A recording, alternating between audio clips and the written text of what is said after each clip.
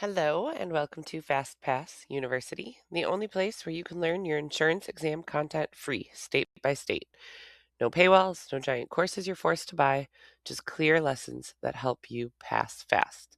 Please make sure to subscribe because we are dropping new state videos every week along with all of the insurance exam content. In this lesson, we're covering Pennsylvania laws and regulations that are common to all lines. So whether you're taking life and health or property and casualty, this is the state law and regulation section that will be tested on all exams. After this video, you would want to then go check out part 2, pertinent to your specific exam. So if you're taking life and health, then you would watch the part 2, cover those couple of laws and regulations, or property and casualty part 2. Those are linked in the description. There is also a workbook if you want to go and download that at fastpassinsurance.com. You can go grab the workbook that goes along with this video, also tagged in the description. All right, let's get started. The laws and regulations section is one of the most difficult parts on the insurance exam. It is what makes, this content state specific. Each state has its own laws. And it's kind of boring and complicated. So we are going to help you focus on what's the most important parts, what you need to remember for the test. And while we always say that you don't want to just memorize information, you want to understand concepts behind them, laws and regulations is one of those sections that you do kind of need to just memorize some things, but we'll help you really hone in on what those items are. I also recommend that regulations is one of the last things that you study, making sure that you understand insurance policies and concepts and how they're built and all of that before jumping into the regulations so that you can understand that as we build upon them. If there is something that we go over and you're like, wait, I'm not familiar with that policy, etc., please check out our other videos or go back in your courses, things like that. Right here, we're focusing on the regulations. So these are some of the things we're going to go over, but let's just dive right in. All right, in order to sell insurance in the state of Pennsylvania, you must be licensed, okay? Anyone selling, soliciting, or negotiating insurance policies in Pennsylvania must hold an active producer license. A couple things from this paragraph that I want to make sure that we go over. Selling, soliciting, and negotiating equals transacting or to transact. This is going to build upon something else that we go into, but just so that you're comfortable. So in order to transact insurance in the state, you need a license. In order to be transacting or anybody in the act of transacting insurance needs to have a license. And what falls into that? What is the definition of transacting insurance? If you're selling, soliciting, or negotiating, okay? And then the word producer and agent are interchangeable. So sometimes you'll see the word agent, sometimes you'll see the word producer, means the same things. Now, once you go and pass your exam and apply for your license and get that issued, then you would become an individual producer. If you are also opening up your own agency, you would also need a business entity license, okay? If you're going to working for another agent, they would be the ones that have that business entity license already in place. But if you're opening up your own brokerage or agency, things like that. And then there are temporary licenses, which we will get into on another slide. Okay, resident versus non-resident producers. Pennsylvania is your principal place of residence or principal place of business, then you are a resident producer. If you live there, if your business is there, you are a resident producer. So you must get your Pennsylvania insurance license, your resident Pennsylvania producer license. You must live in Pennsylvania or maintain your primary business there, subject to full Pennsylvania licensing process, and it is the most common type of license, right? Now you can have a non-resident producer. So if you live in another state and you wanted to sell insurance in Pennsylvania, you would need to get a non-resident producer license. Most states have reciprocity. What that means is that if you're qualified to sell insurance, if you're licensed in another state, most states are generally going to accept that that qualifies you. That constitutes as everything they need. You can now get a non-resident producer.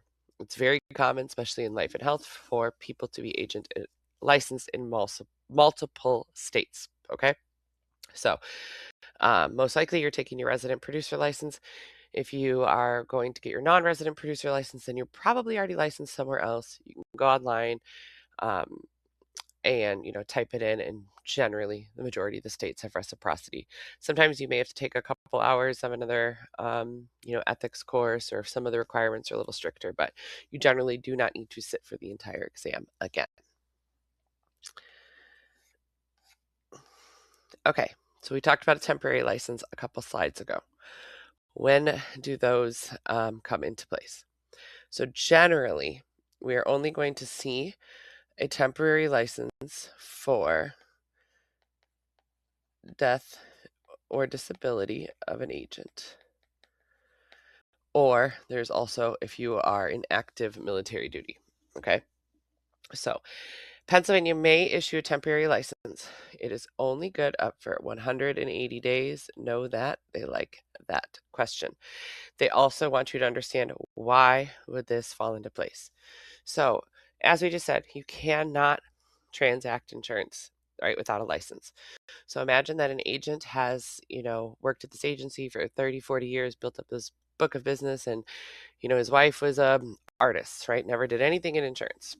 But that agent passed away or became disabled and no longer could run the business. The wife couldn't even go in and like add a car to a policy or make any changes to a policy without being licensed, or, you know, his children, things like that. So Pennsylvania will allow a temporary license up to 180 days, and it is generally to a surviving spouse or designee, to allow business operations to continue temporarily. Okay, it cannot be renewed. Okay, within that 180 days or 6 months, they either must get licensed themselves or appoint someone licensed to take over the business.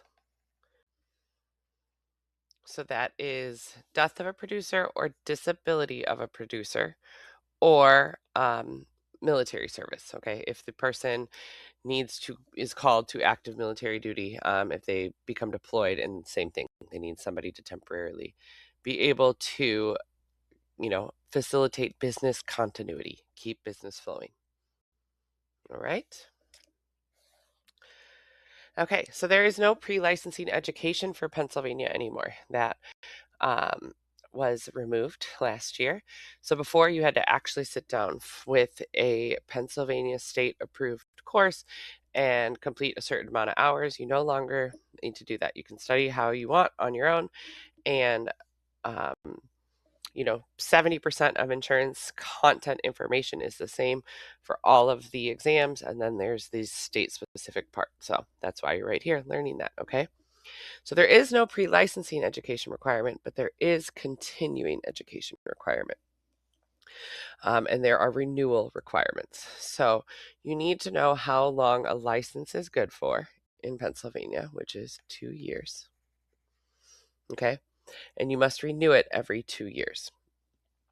So once you get your first license issued, that's your initial license issued, it becomes active upon approval. So just when you pass your exam, you're not just immediately licensed. You actually have to fill out the application, send it in, and get that approved by the Department of Insurance. We're going to go over all that. And then your license is good for 2 years. It must be renewed biennial, which means 2-year renewal cycle. Okay. And so within that 2 years, you do have to complete some continuing education. So we're going to go over that in the next slide. So continuing education requirements. Within that 2-year period,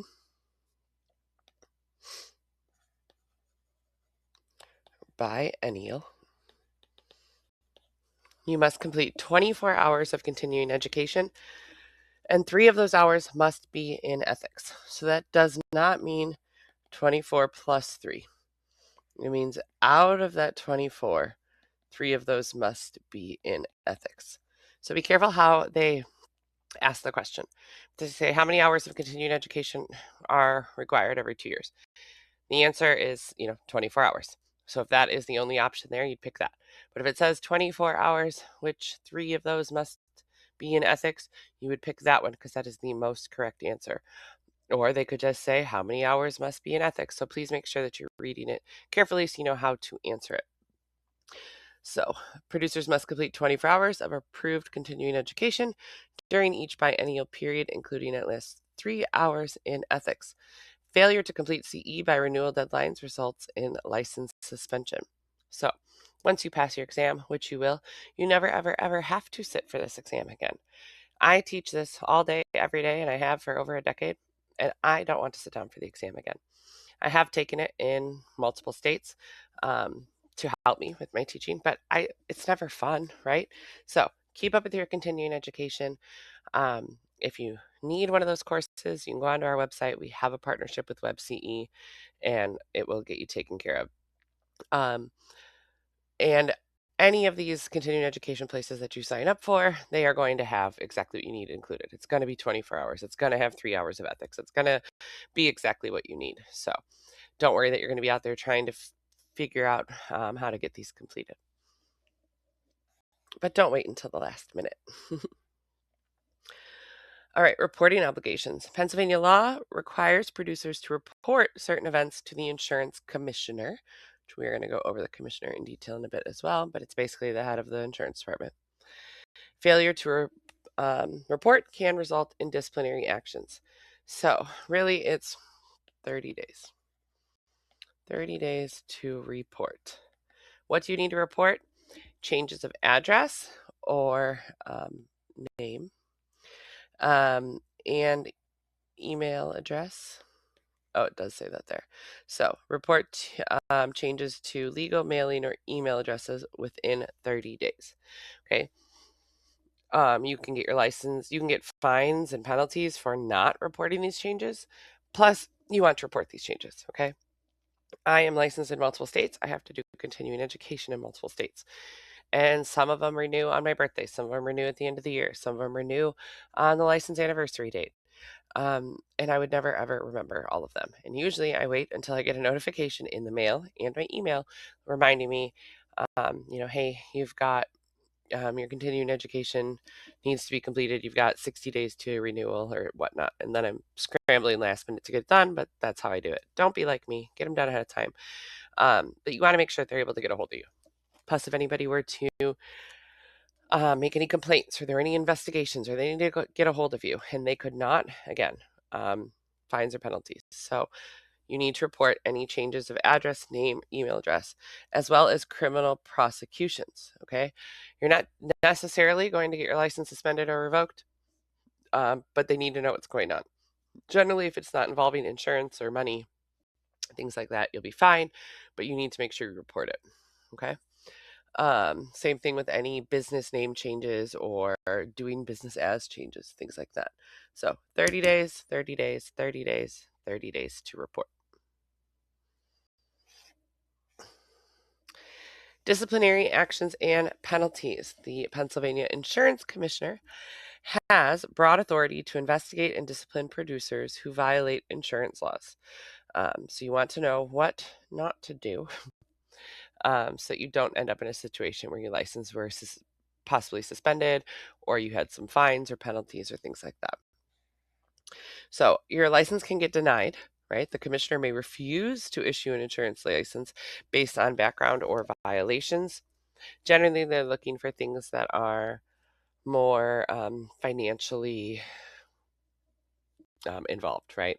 So fraud, theft, embezzlement, insurance, things like that could potentially prevent you from getting your license issued. If you are concerned about any of those, go on to the Pennsylvania Department of Insurance and take a look, or you can always call the department too. Also, you never know. So fill it out. If you've got something in your background, fill it out, take the exam and see, because you also will usually have a chance to share your side of anything that might come up in your background. Okay. You can also get your license suspended. So license suspension, it's a temporary removal of your license authority. Usually it's suspended if there's an investigation going on, or it can be suspended as a penalty. Revocation or revoked is permanent. Okay, so suspension is temporary, revocation is permanent.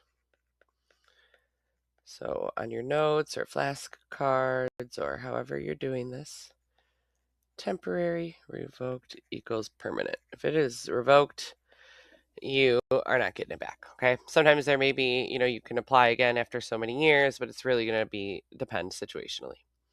And then there are fines and penalties, monetary fines, money for violations, and also penalties. And if it starts getting involved with fraud or more serious things like that, it can even be jail time. So when I talked about fines and penalties, if you don't provide your change of address, they can actually charge you a fine per day for every day you don't report it beyond that 30 days, which is just stupid, right? You don't want to pay money for that. So make sure you are making any reports to the insurance commissioner in the Department of Insurance. And don't break any rules so you don't have to worry about any of this stuff. Okay, some common grounds for discipline. So license-related violations or criminal and ethical violations. So providing false information on an application, demonstrating untrustworthiness or incompetence, misappropriating funds or failing fiduciary duties, operating with suspended or revoked license. We are going to go over these in detail. These are our unfair, I can't tell it's a fair, trade practices. So don't worry about absorbing all of that just yet, but you can just know that license-related violations would basically be the unfair trade practices, which we're going to go over in detail. But also criminal and ethical violations, so conviction of a felony involving dishonesty, fraudulent or dishonest practices, rebating or offering legal inducements, and again, these are unfair trade practices, which we're going to go over. Okay, so if there was a DUI in your background or something happened once you're licensed, or something like that, you want to make sure you report it. It's generally not going to be the thing that holds up your license. They're looking for things that involve dishonesty. Okay, I've mentioned the insurance commissioner a couple times, and a couple things you need to know there about the insurance commissioner. Okay, so the insurance commissioner oversees all insurance activity in the state. All right, the insurance commissioner is like the head of the insurance department. That can't read that, so head of insurance department.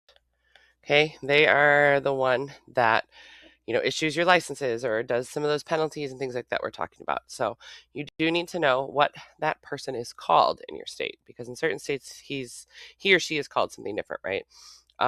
So if you are learning your material elsewhere, like on YouTube, and they talk about the director of insurance, superintendent, that's the same thing. However, on your exam, they could say, what is the title of the person that oversees all insurance activity in the state? And they may give you those other options, superintendent, director, things like that. You need to know that it is insurance commissioner for the state of Pennsylvania. So commissioner, okay? And they have certain authorities that they can do, and you need to know what those authorities are because they love to ask you. The insurance commissioner can do all of the following except, so we're going to go over what they can do, and I'm going to give you a couple examples of the things that they cannot. Okay, so they issue and revoke producer licenses or suspend. All right, they are the licensing authority. When you, as I said, you can't just walk out with your past exam and go start selling insurance. You need to submit your background, your fingerprints, your application, your fee, and send that in to the Department of Insurance. And the commissioner is the one who signs off and gives you that initial license. Okay. So they can suspend, issue, revoke producer and company licenses. So they oversee the licensing authority for all insurance activity in the state. Okay. So agents, which is also called producers, and insurance companies. Okay. Regulatory oversight. They approve policy forms. Approve is the important part here. Policy forms, rates, and business practices. Okay, so insurance company cannot just raise their rates whenever they feel like it, or change their policy forms, or remove stuff from their policy without it being approved by the insurance commissioner. So they like to ask you, the insurance commissioner, you do all of the following except, and it'll list some of these things here, and they'll put an option that says set insurance rates or increase insurance rates, something like that. That is not true.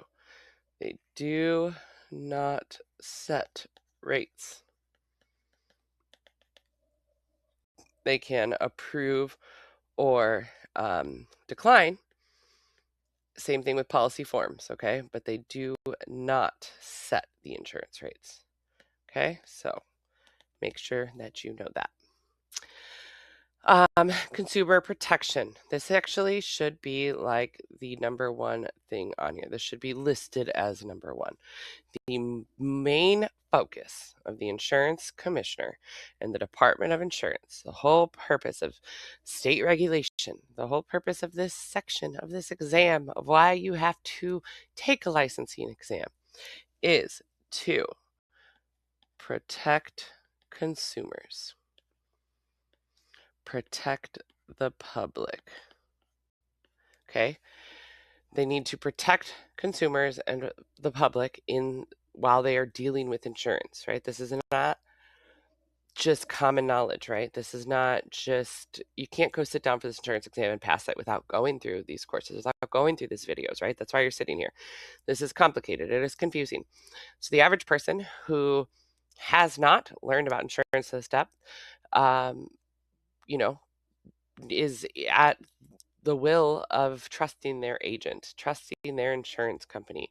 So there needs to be this regulatory oversight that is looking out for the public. So the number one focus, if they said, what is the focus of the insurance commissioner or the Department of Insurance? And it is consumer protection, or protecting consumers, protecting the public.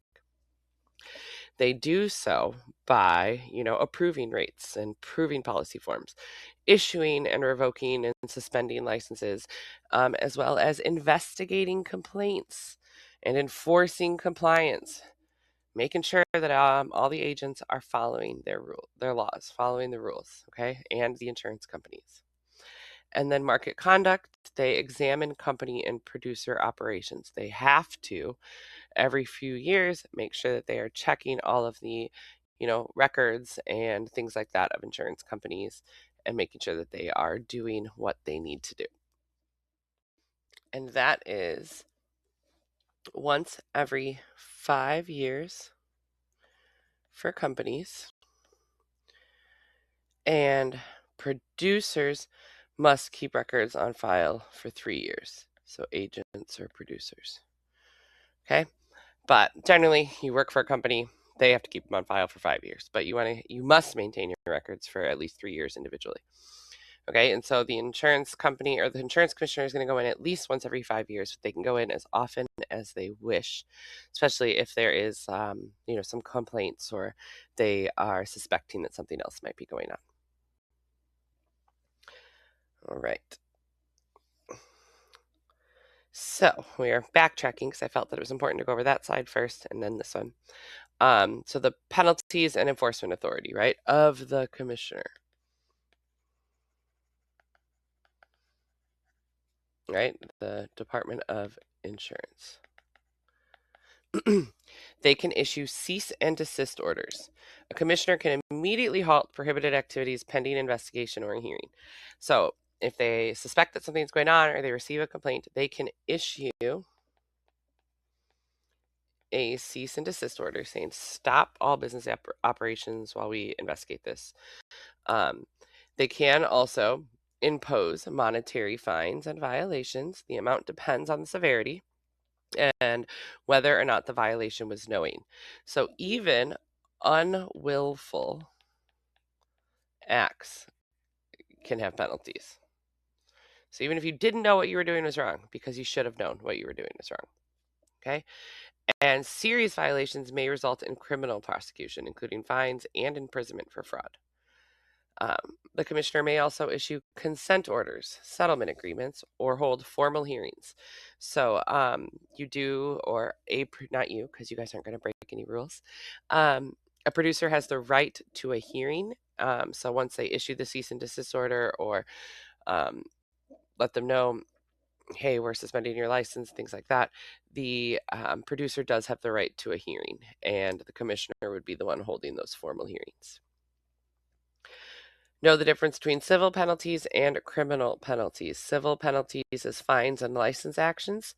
Criminal penalties are prosecution for fraud. Both can apply. So you can be getting both depending on what the issue is. I really need to quit saying you. I don't mean you guys. I just mean an agent in general. All right. Moving on. Okay. Certificate of authority. Do you guys remember earlier when we talked about the definition of transacting insurance, right? So, is what? Selling,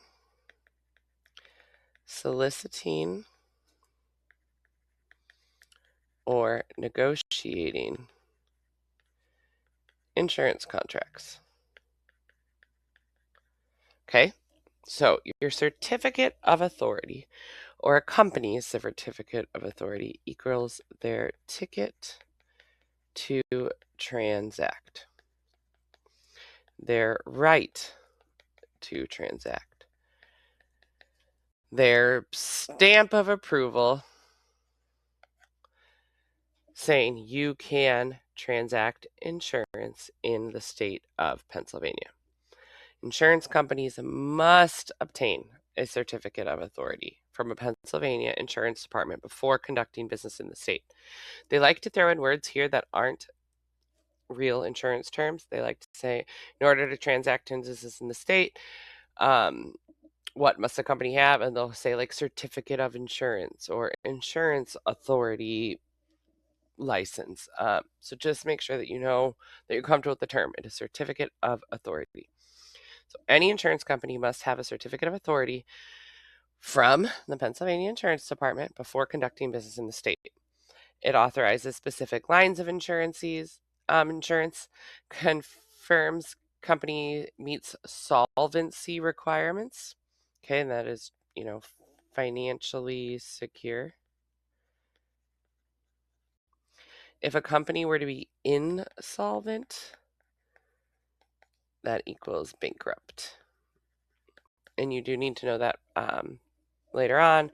It's a term that they like to use in the insurance world. So the certificate of authority, what they're doing, the commissioner and the Department of Insurance, before they're even giving this, is making sure that that this company is solvent, that they can pay out the claims that they say that they can, that they are complying with all policy forms and rates and standards. They're subject to ongoing regulatory examination, right? At least once every 5 years. They have to have their books and records examined. They need to be listed and approved to transact insurance in the state. Okay.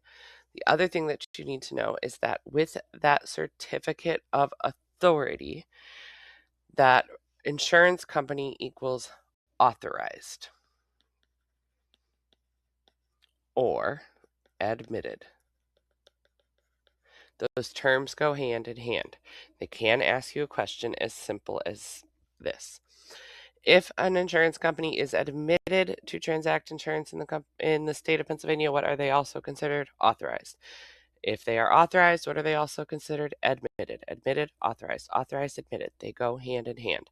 And what that means is that you have a certificate of authority. You have your ticket to transact.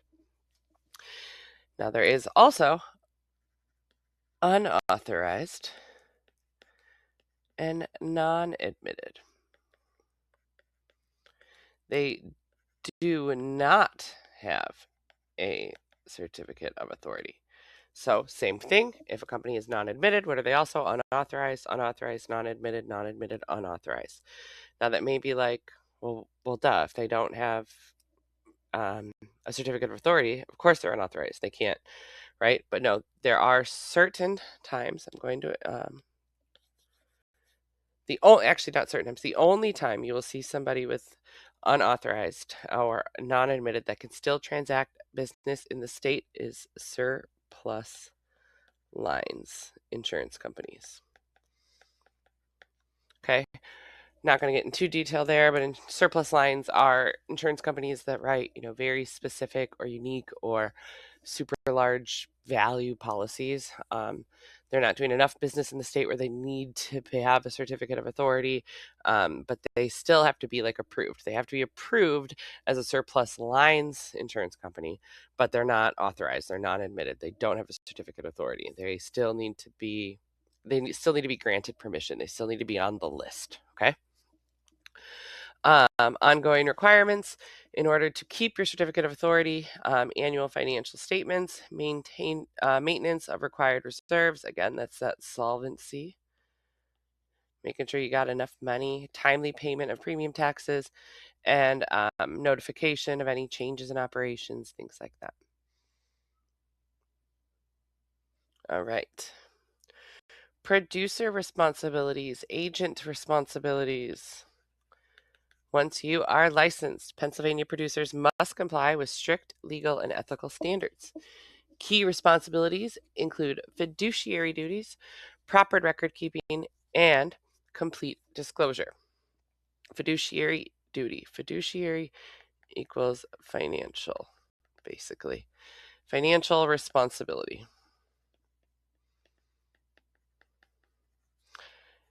When we are dealing with premiums generally. So I like to think of the F in fiduciary and the F in financial.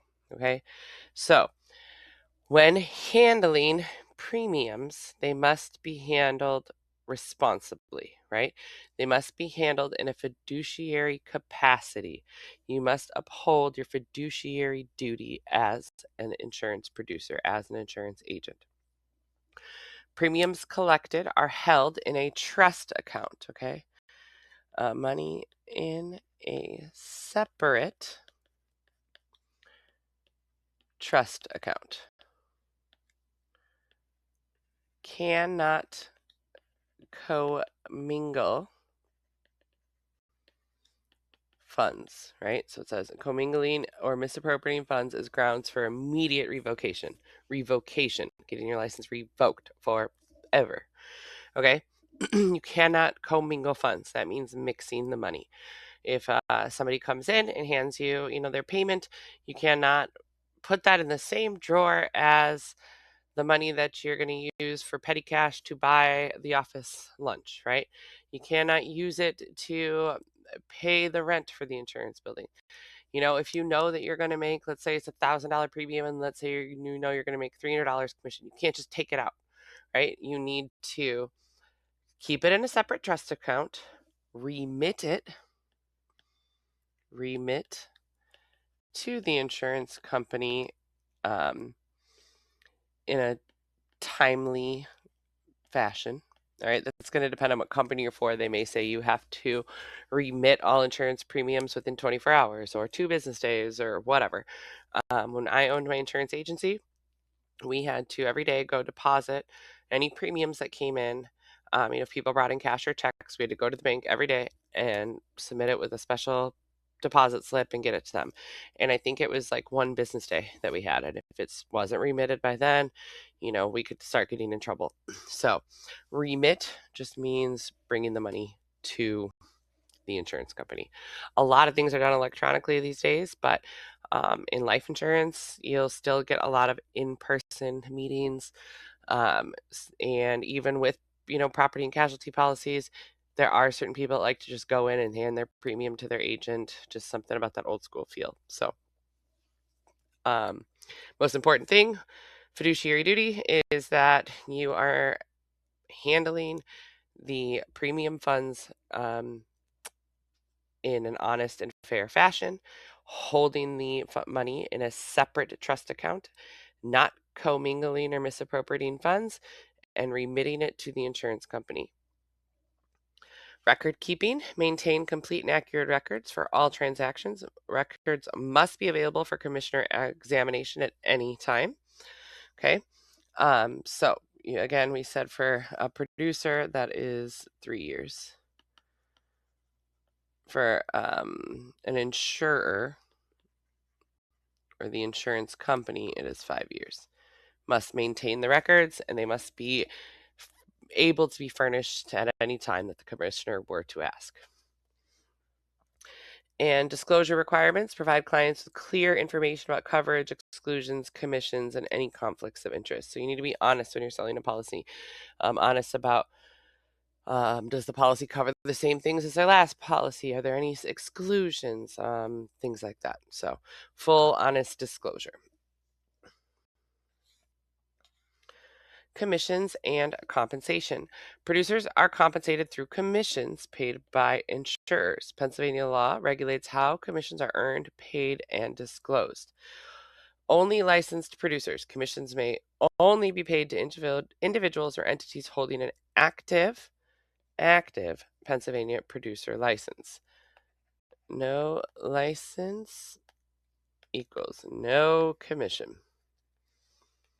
If your uncle used to have his insurance license back in the day and he just wrote his policy with you, you cannot share your commission. They like to give examples of, somebody at the office that just only does clerical work, not negotiating, transacting, soliciting insurance, right? And they'll say, Brittany at the front desk only does clerical work, and she brought her family in to get a policy. Can you share commissions? Unless the question explicitly states that Brittany is licensed, do not assume that she is. Do not assume anything in the questions other than what they give you. The answer would be no. Okay. Cannot share commissions with anybody that is not licensed.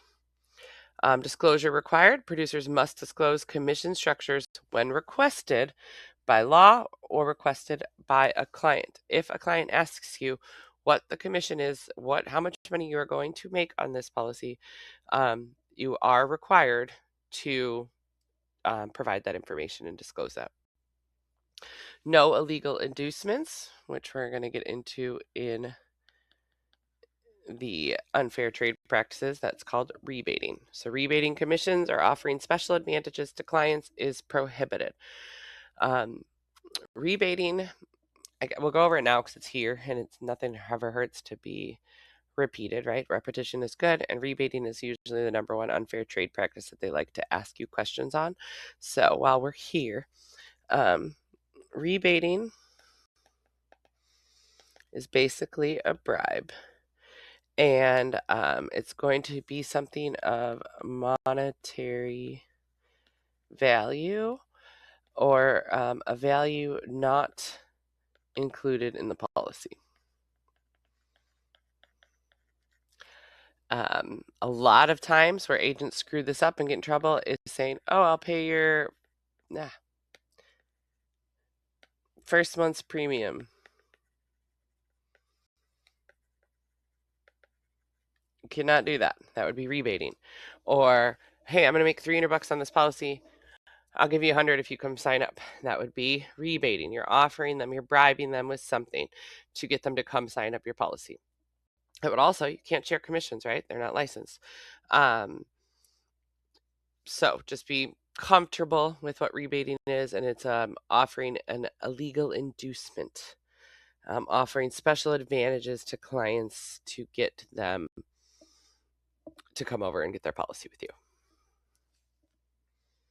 All right, so let's dive in to these prohibited practices. So we did just go over rebating. We're going to go over the rest of these, right? So Pennsylvania law specifically prohibits certain practices that harm consumers or undermine fair competition. These violations can carry serious penalties. These are like the big ones, right? You can get in trouble for other things, but these are, you know, the more serious ones and the tested ones. All right. So um, we're going to go over each of these. And in fact, we're going to dive a little bit more into rebating as well. Okay. So on the last slide, we were talking about rebating in relation to sharing commissions, which is not allowed and is a form of rebating. But rebating can also be offering premium discounts, special services, or gifts as inducement. Okay. The key term we are looking for when they are asking a question about rebating is inducement. Okay. Which basically equals a bribe.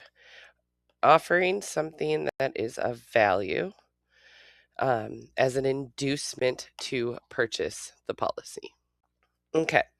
Misrepresentation. Misrepresentation is making false statements about policy benefits, terms, or financial condition of the insurer.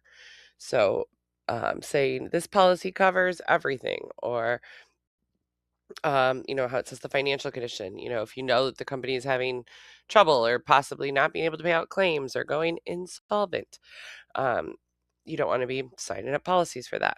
Or, this policy is, covers everything that your last one did if it has exclusions or things like that. So that is misrepresentation. It's usually about yourself or the insurer, the insurance company you work for, and it's usually lying, um, saying something good. Okay? Because we're going to get into defamation, which is like the opposite. Well, not really. We'll get into that. All right. Coercion. Coercion is bullying. Using threats or pressure to force someone to purchase or drop insurance. We don't want to go around strong arming or threatening or bullying people into buying our insurance policies. If that's what you have to do to get an insurance policy, you should not be an agent. All right, twisting. Twisting is also misrepresenting, but it's misrepresenting policy terms to convince someone to replace existing coverage. So, twisting info to switch. Twisting their arm, twisting the policy language, misrepresenting, using misrepresentation in a way to get them to replace existing coverage. So the key term when you're looking for the question, that's why you want to make sure you read them slowly and carefully.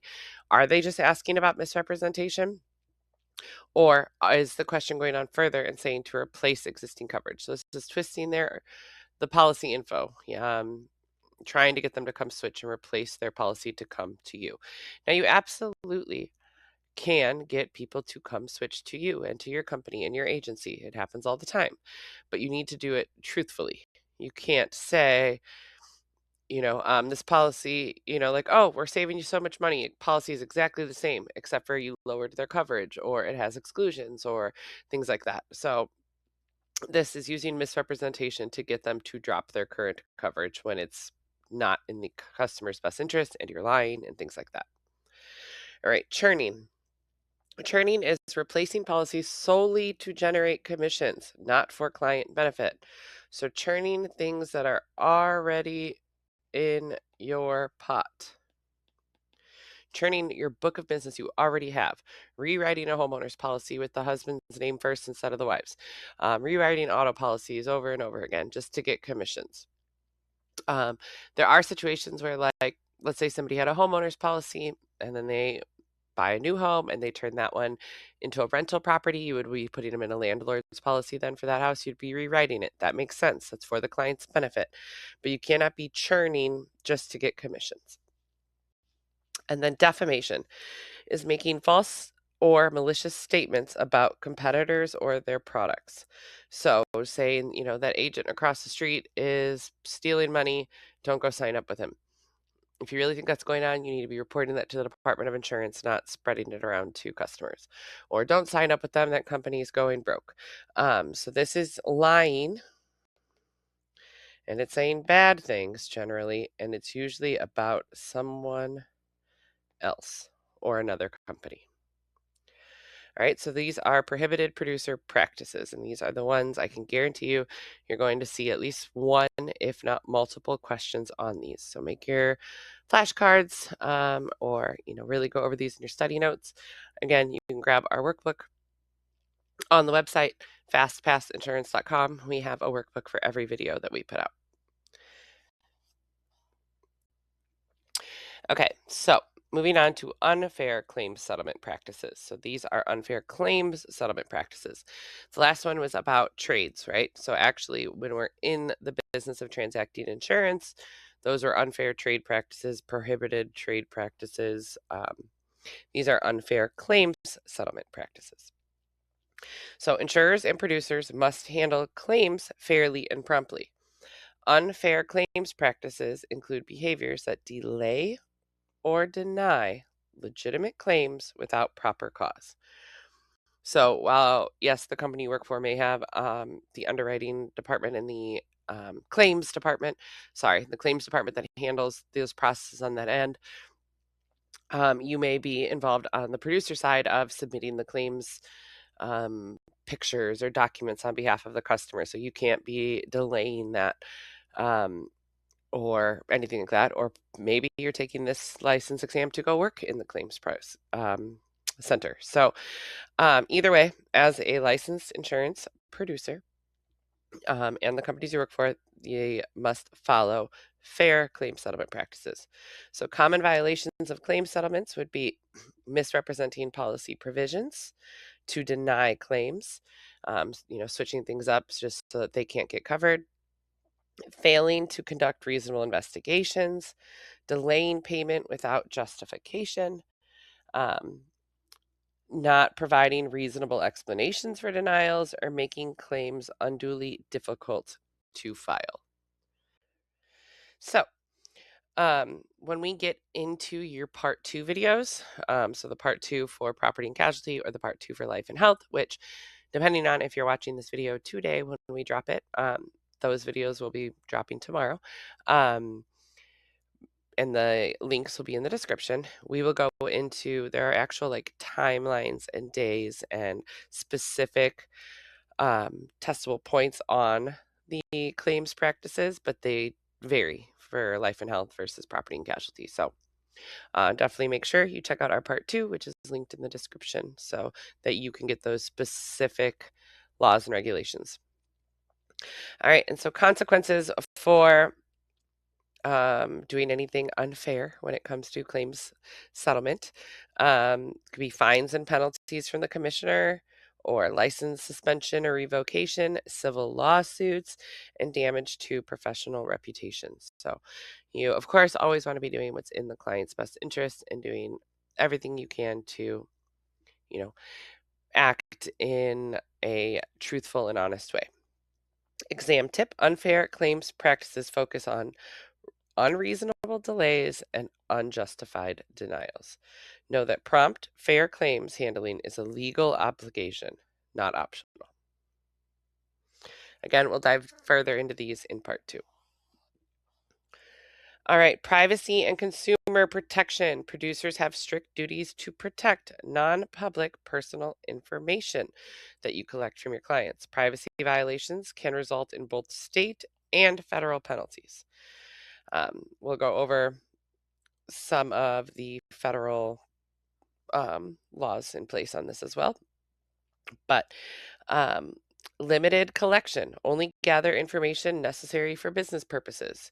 You don't need to be getting information that you don't need to write their policies or file their claims, etc. Secure storage, implement safeguards to protect data from unauthorized access. Privacy notices provide clear disclosure of information sharing practices and restricted sharing. limit disclosure to necessary parties with client consent.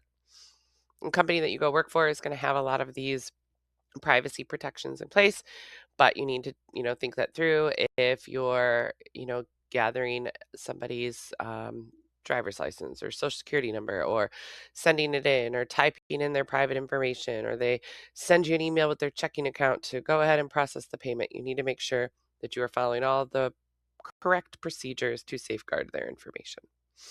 Failing to do so, as we said, can get in trouble at both the state and federal level. Insurance fraud prevention. Pennsylvania law requires that producers report suspected fraud and prohibits participation in fraudulent activities. Fraud violations carry severe civil and criminal penalties. Of all of the things that we said don't do, fraud is the worst one that you could possibly do. Okay. Recognize warning signs. Be alert to suspicious claims, false statements, or staged losses. Report suspected fraud. Notify the Pennsylvania Insurance Fraud Prevention Authority of suspected fraudulent activity. And never participate. Do not assist, facilitate, or ignore fraudulent conduct. You will be held liable. Producers have an affirmative duty to report fraud. Failure to report can result in penalties, even if you didn't participate in the fraud. So that's whole see something, say something. And this is on both the ends of customers as well as other insurance agents or the company you work for. All right, some federal insurance regulations. In addition to Pennsylvania law, producers must comply with federal regulations affecting insurance practices nationwide. Fair Credit Reporting Act, FCRA. Make sure you understand these, okay? You very, very likely you're going to see a question on one of these, if not all of these. Okay, so you need to know what it is for. The Fair Credit Reporting Act regulates use of consumer credit information in underwriting. It requires that adverse action notices when coverage is denied or priced higher based on credit reports. So if we are denying somebody denying coverage, or there are rates because of their credit, that we have to submit adverse action notices. There's also it gives people the right to see what's on their credit report, to see these adverse action notices, and that is the Fair Credit Reporting Act. It regulates the use of consumer credit information. Graham-Leach-Bliley Act, GLBA. This requires financial institutions, including insurance companies, to protect consumer financial information and provide privacy notices. So this is the federal level of what we were just talking about safeguarding personal information, and it is the Graham-Leach-Bliley Act. Now, all the state laws and regulations have codes next to them, PA 40 dash whatnot. And you don't need to remember those, right? In general, right? So everything else we've talked about has some law or code next to it. However, these are the couple ones that you do need to know. Okay, so however it makes sense for you to remember it, you do need to get comfortable with some of these. So 18 USC 1033 and 1034. This is federal criminal statutes prohibiting fraud and false statements related to insurance transactions. Violations may result in fines and imprisonment. So the 18 USC 1033 and 1034 prohibits fraud and false statements. All right, so write that down, note card, etc. The only other one that you're going to need to know the numbers in is this one, but we'll get there in a second. Other federal requirements. TRIA, Terrorism Risk Insurance Act, TRIA, requires insurers to offer terrorism coverage for commercial policies. Producers must disclose availability and provide information about this coverage. Do not call registry. Producers must comply with the federal do not call rules when soliciting insurance by telephone. Existing client relationships provide limited exceptions. All right, the Motor Carrier Act, MCS 90. Generally, they will put Motor Carrier Act and then this code and number. But just in case, make sure that you're comfortable with it. Where, like on this previous one, there's no title for this. That's just how you have to remember it. Okay. Motor Carrier Act MCS-90 requires specific endorsements for interstate commercial motor vehicle policies. It's critical for producers working with trucking and transportation clients. You just need to know who it's for. Interstate commercial motor vehicle policies.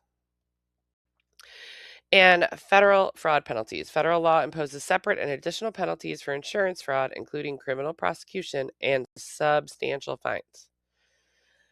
Exam tip: federal and state laws work together. A single fraudulent act can violate both Pennsylvania law and federal statutes, resulting in dual penalties.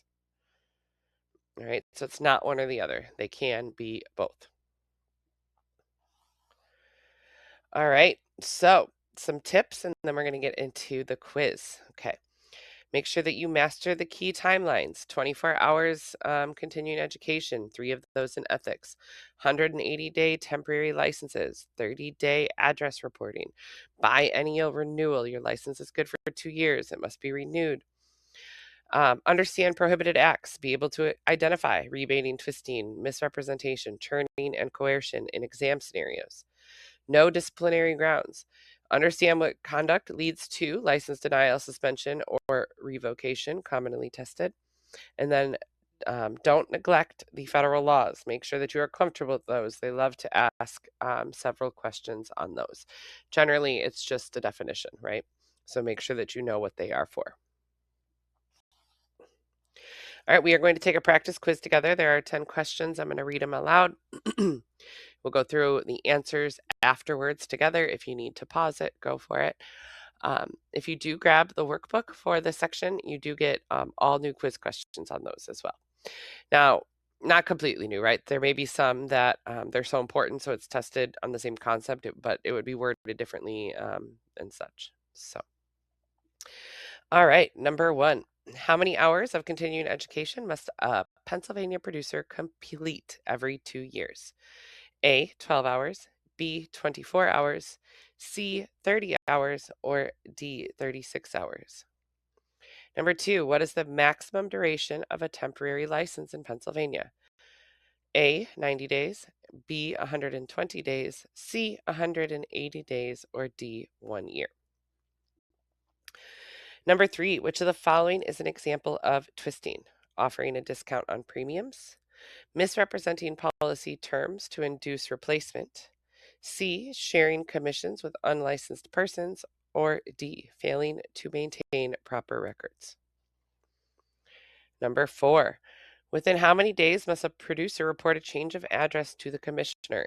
A, 10 days, B, 15 days, C, 30 days, or D, 60 days. Number 5, a producer who misappropriates clients' funds has violated A, only Pennsylvania law, B, fiduciary duty and may face license revocation, C, federal law only, D, no law if the funds are repaid. Number 6, which federal law requires adverse action notices when insurance is denied based on credit information? A, Graham-Leach-Bliley Act, B, Fair Credit Reporting Act, C, Do Not Call Registry, or D, Motor Carrier Act. Number 7, what type of insurance authority document must companies obtain before transacting business in Pennsylvania? A, producer license, B, certificate of authority, C, temporary permit, or D, reciprocal agreement. Number 8, how many hours of ethics education are required in each PA continuing education period? A, 1 hour, B, 2 hours, C, 3 hours, or D, 5 hours. Number 9, which of the following is not grounds for license discipline? A, misrepresenting policy terms, B, conviction of a felony involving dishonesty, C, completing continuing education 1 day late, D, misappropriating premiums. 10, rebating is best defined as properly discounting premiums with company approval, B, offering illegal inducements to purchase insurance, C, failing to disclose commission amounts, or D, replacing a policy for the client's benefit. All right, let's see how you did. Question number 1, the answer was B, 24 hours. 24 hours of continuing education, biennial, right? Every 2 years, including at least 3 hours in ethics. This is one of the most tested numbers.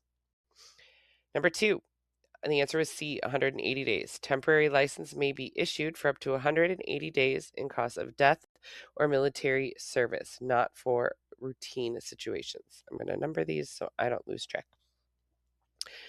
Number 3, the answer is B, misrepresenting policy terms to induce replacement. Twisting involves making false statements about existing or proposed coverage to convince someone to replace the policy. It is a prohibited practice. Number 4, the answer is C, 30 days. Producers must notify the commissioner of an address change within 30 days. This timeline is frequently tested. Same with email address, name change, or any criminal convictions. Number 5, the answer is B, fiduciary duty, and may face license revocation. Premiums are held in a trust. Misappropriation violates fiduciary duty and is grounds for immediate revocation. Number 6, the answer is B, Fair Credit Reporting Act. The FCRA requires adverse action notices when coverage decisions are based on credit reports or consumer information. Number 7, the answer is B, Certificate of Authority. Insurance companies must have a certificate of authority to legally transact business in the state. Number 8, the answer is C, 3 hours. Of those 24 hours, 3 of those must be in ethics. It's not 24 plus 3, it's 3 out of those 24. Number 9, the answer is C, completing continuing education 1 day late. While late CE may result in a license lapse, it's not grounds for disciplinary action like revocation. The other choices are serious violations. And number 10, the answer is B, offering illegal inducements to purchase insurance. Rebating means giving premium discounts, gifts, or special advantages not available to all insured, and it is prohibited. All right, you are ready to pass. You now have a solid foundation on Pennsylvania insurance laws and regulations. Remember to focus on the testable concepts that we covered, review those key numbers and timelines, and approach exam questions carefully. You can also join our Facebook group or shoot us an email or write a comment below, and we are always here to help you. We do have tutoring available as well. Also, check out our workbooks, and we will be launching practice tests as well here soon. Review your key numbers, know your prohibited acts, understand discipline. Definitely make sure that you watch your part 2 for whichever exam you're taking, which will be linked in the description. So if you're taking property and casualty or life and health, those will be listed below. You need to get that other portion of the laws and regulations that are specific to your exam. But this is the most important part, the most heavily tested part of regulations. But you will get questions as well on the specific regulations for life and health or property and casualty. Also, please make sure if you have not subscribed already to do so. We will be dropping more and more state-specific videos as well as all of the insurance content every week. So please give us a subscribe, and I will see you on part 2. But either way, good luck and go get your fast pass.